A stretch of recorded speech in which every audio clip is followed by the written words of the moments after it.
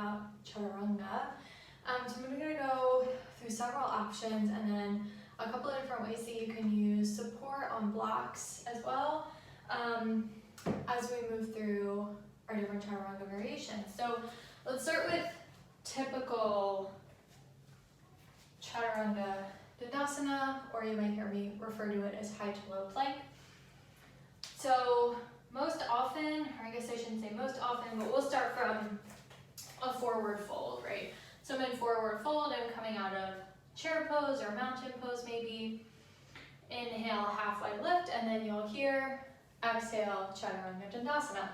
So this is several poses. So from your halfway lift, you'll step back to a high plank.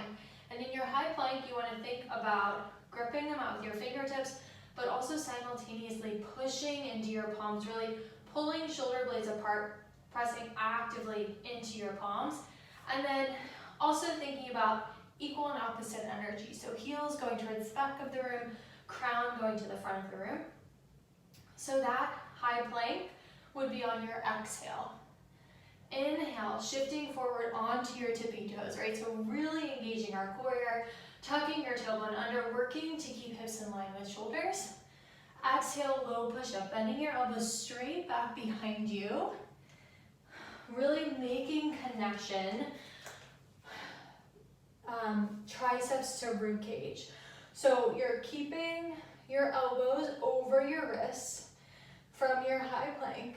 So when you shift forward, when you come down, you're making connection with your tricep and the outside of your rib cage. You can even think about your triceps almost being like a shelf for your rib cage, right?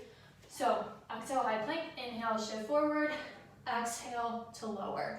And in this case, I'm going to adjust my form a little bit. Want to keep your hips in line with your shoulders.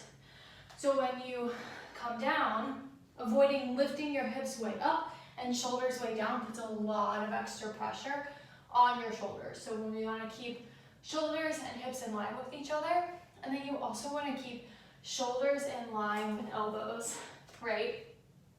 So not coming very low. Inhale, upward facing dog, flipping to the tops of my feet, pressing into the tops of my feet so my knees lift off the mat, pulling my chest through my arms, squeezing shoulder blades together, gaze is at the horizon. Exhale, downward facing dog, using my core to lift my hips up and back into your downward facing dog shape. So that is Chaturanga. There is a lot going on in that shape. So let's talk about the different ways that you can, different modifications that you can make so that if you've had a long practice, if your shoulders are feeling tired, you have ways to adjust so that you can still flow through, particularly if you want that stretch in the front side of your body, but maybe not putting so much pressure on your shoulders.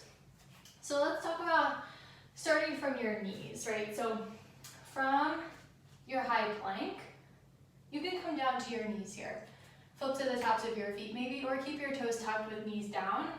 Still shifting forward, keeping that same idea, right? Keeping that same line through our spine. Shoulders do not come below my elbows. Inhale, pressing into the tops of my feet. Knees lift here in my upward facing dog. Exhale, pushing back to my downward facing dog. So that is a great way to take some of the weight out of your shoulders, but you still get that push up into upward facing dog. Another option that you can have is to skip the Chaturanga completely. So if you are struggling with your wrists, or again, maybe it's been a long practice, you've done a lot of Chaturangas, you don't want to do any push up on your shoulders, or maybe like me, you have a shoulder injury that you're rehabbing, you'd prefer to stay or to skip the push-up, you absolutely can. From your high plank, you continue to breathe here for your inhale, and then exhale, just push right back into your downward facing dog. And you'll see in the recordings, and if you practice with me live, I take the high plank variation quite a bit. It's a really good option. So let's talk about some other variations that you may not hear a lot about in your classes. So One of them is the baby cobra variation, and I'll cue us through these or through this variation if we're doing anything in practice where we want to have a warm spine and warm back in our back muscles, and or even just opening across our chest. So again, starting from the high plank, shifting forward, option to come down onto your knees here. Finding that push-up, lowering all the way down onto your belly, flipping to the tops of your feet. Palms stay underneath of shoulders, chin, and gaze comes to the mat in front of you, neck is long and straight. Inhale, baby cobra, lift your chest, little to no weight in your palms, but you're still finding a little bit of a back bend, and you're finding active legs, right? So tops of the feet are actively pushing into the floor, knees are lifted off your space, but find weight to your hips, right? Hips and thighs are most likely still going to be on the mat. So inhale to your baby cobra, exhale to release, tuck your toes under, inhale to tabletop or back to your high plank, exhale, downward facing dog.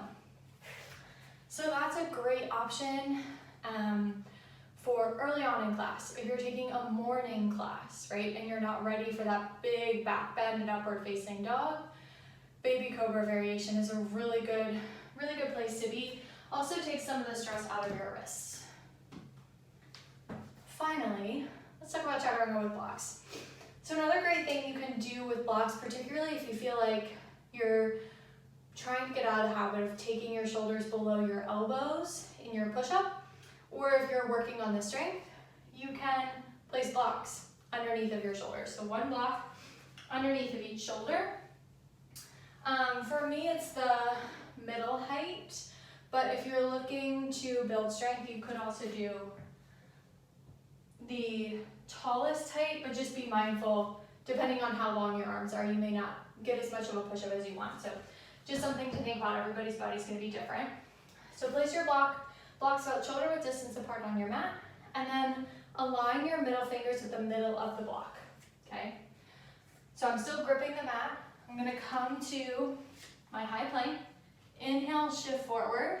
Exhale, lower, and maybe you meet the blocks. Maybe you don't. Maybe they're just there to be a guidance for you as to when you've come maybe below your elbows. So right now, I am below my elbows. So I actually probably don't want to touch the blocks, but that's just in my body. And then you would do the same thing. Inhale, upward facing dog. Exhale, downward facing dog. So the blocks can be helpful. Either you make connection with the blocks, maybe you know you don't want to make connection because you'll have your shoulders lower than your elbows. But either way, you have the block option.